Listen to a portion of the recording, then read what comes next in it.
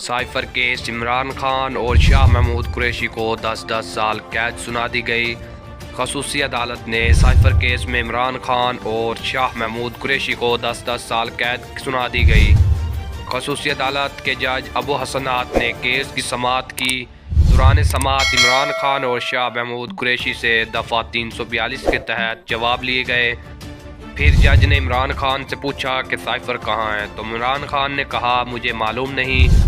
اس کے بعد جج ابو حسنات نے فیصلہ سناتے ہوئے دونوں رہنماؤں کو 10 سال قید کی سزا سنا دی۔ عمران خان اور شاہ محمود قریشی نے خود جرح کرنے کی اجازت مانگی تھی، لیکن عدالت نے اجازت نہیں دی۔ عمران خان کے وکیل اور اہل خانہ کی جانب سے اس معاملے پر خاصا احتجاج بھی کیا گیا۔ دوسری جانب عمران خان کی جانب سے سرکاری وکیل صفائی کی تقریر کو اسلام آباد ہائی کورٹ میں چیلنج کیا گیا ہے۔ مزید خبروں کے لیے ہمارا چینل سبسکرائب کیجیے۔ شکریہ۔